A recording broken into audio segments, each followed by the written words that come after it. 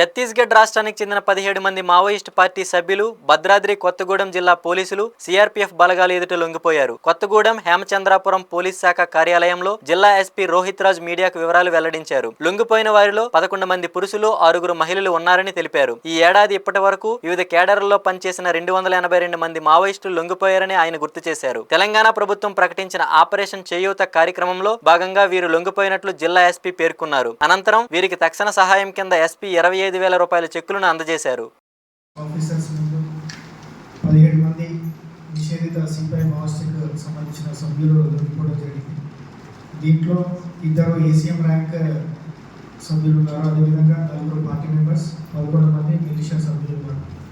వీళ్ళందరూ కూడా బీజాపూర్, సుక్మా జిల్లాలకు చెందిన హుసూర్, పామెంట్, అదేవిధంగా జగుర్గొండ పిఎస్ లిమిట్స్ నివాసస్తులు.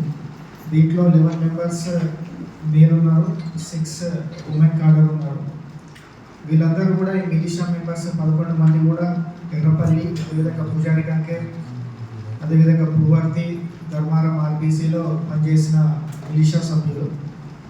సో మేజర్గా కూడా ఈ 17 మంది సరెండర్ కావడానికి ముఖ్య ఉద్దేశం, అదేవిధంగా రీజన్స్ మనం చెప్పుకోదగ్గవి ఏంటంటే, ఫస్ట్ థింగ్ ఏంటంటే మీకు అందరికీ తెలుసు, గత 4-5 నెలల నుండి కూడా ఛత్తీస్గఢ్ రాష్ట్రంలో కానివ్వండి, మన బార్డర్ ఏరియాస్లో కూడా అనేక రకాల డెవలప్మెంట్స్, సిఆర్పిఎఫ్ క్యాంప్స్ కావచ్చు, సరెండర్స్ కావచ్చు, ఎక్స్చేంజ్ ఆఫ్ ఫైల్స్ కావచ్చు, ఇవన్నీ కూడా జరుగుతూ ఉన్నాయి.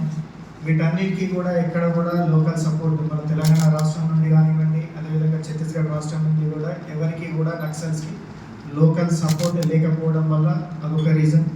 అదేవిధంగా మన భద్రాద్రి కొత్తగూడెం జిల్లా స్పెషల్గా కూడా చూసుకుంటే మనకు ఈ సంవత్సరంలోనే ఇప్పటివరకు 282 మెంబర్స్ సరెండర్ అవ్వడం జరిగింది. వివిధ హోదాలలో ఉన్నవాళ్ళు, డివిసిఎం, అదేవిధంగా ఏసీఎం పార్టీ మెంబర్స్ వీళ్ళందరూ కూడా ఉన్నారు. మనం ఈ సంవత్సరం జనవరి నెలలో స్టార్ట్ చేసిన ఆత్మీయ సమ్మేళనం కావచ్చు, అదేవిధంగా ఆపరేషన్ చేయూత, ఇటువంటి కార్యక్రమాల వల్ల ఏంటంటే ఆకర్షితులై వాళ్ళు సరెండర్ అవుతున్నారు. దానికన్నిటికంటే కూడా మించి మన ఏదైతే సరెండర్ అండ్ రిహాబిలిటేషన్ పాలసీ ఉందో, ఎవరైతే సరెండర్ అవుతారో వితిన్ 1 వీక్ 10 డేస్ వాళ్ళకు రావాల్సిన చెక్స్ అందజేయడం, బ్యాంక్ అకౌంట్స్ లేకపోతే దగ్గరుండి బ్యాంక్ అకౌంట్స్ ఓపెన్ చేయించి, ఆధార్ కార్డులు తీపించి వాళ్ళకు ఏవైతే క్యాష్ రివార్డ్స్ ఉంటాయో ఇవ్వడం వల్ల కూడా ఇన్స్పైర్ అయ్యి వాళ్ళు రావడం జరుగుతుంది. అంతేకాకుండా ఈ క్యాష్ రివార్డ్సే కాకుండా పోలీస్ స్టేషన్ వైజ్ కూడా వీళ్ళ డేటా తీసుకొని వాళ్ళకి ఇప్పుడు లైవ్లీహుడ్ కోసం ఎటువంటి అవసరాలు ఉన్నాయి, లైక్ కొందరేమో టైలరింగ్ మిషన్ కావాలన్నారు, కొందరు పెట్రోల్ బంక్లో పనిచేస్తారని, అదేవిధంగా కొందరు ఐటీసీ అనేక సంస్థలలో పనిచేస్తారు. సో ఇటువంటి రిక్వెస్ట్స్ ఏమొస్తున్నాయో ఇవన్నీ కూడా వాళ్ళకు సమకూర్చడం వల్ల పోలీస్ మీద ట్రస్ట్ పెరిగి సరెండర్ అవుతున్నారు. అండ్ ఈ మధ్య కాలంలో కూడా మన ఇన్సిడెంట్స్ చూసుకుంటే ఆపరేషన్ కర్రగుట్టలు ఏదైతే ఆల్మోస్ట్ లైక్ 2 వీక్స్ 15 డేస్ వరకు జరిగిందో దాంట్లో 31 మావోయిస్టులు కూడా న్యూట్రలైజ్ అవ్వడం జరిగింది. అండ్ ఇంకొకటి యాజ్ ఏ జిల్లా ఎస్పీగా తెలంగాణ ప్రభుత్వం, తెలంగాణ పోలీస్ తరఫున కూడా నేను చెప్పేది ఏంటంటే, ఆ ఆపరేషన్ కర్రగుట్టలు తర్వాత ఒక 20 మెంబర్స్ ములుగు జిల్లాలో అరెస్ట్ అవ్వడం జరిగింది. అంతేకాకుండా 12 వెపన్స్ కూడా రికవర్ చేయడం జరిగింది.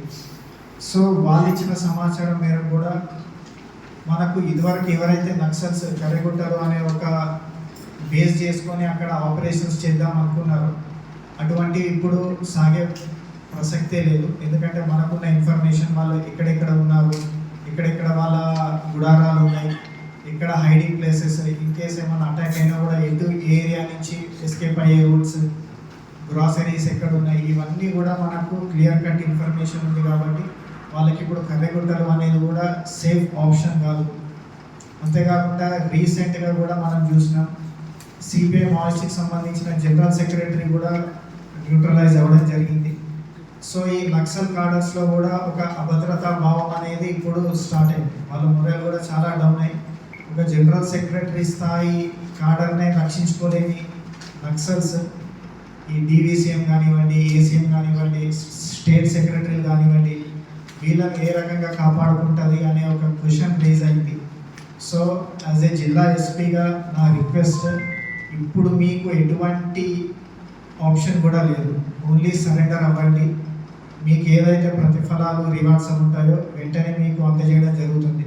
అది కాకుండా మేము ఇంకా ఐడియాలజీ అని మీరు ముందుకెళ్తే మాత్రం పబ్లిక్ నుంచి సపోర్ట్ ఉండదు. అదేవిధంగా సెక్యూరిటీ ఫోర్సెస్ కూడా మీరు ఛత్తీస్గఢ్లో చూసుకుంటే అనేక సిఆర్పిఎఫ్ క్యాంప్స్ అనేది స్టార్ట్ అయినాయి. ఎక్కడ కూడా మీకు ఎటువంటి తావు లేకుండా మీ ఏరియా ఆఫ్ ఆపరేషన్ ఇదివరకు బీజాపూర్ సుక్మా జిల్లాలో చాలా పెద్దగా ఉండేది. Over the period of time అది చాలా చిన్నగా అయింది.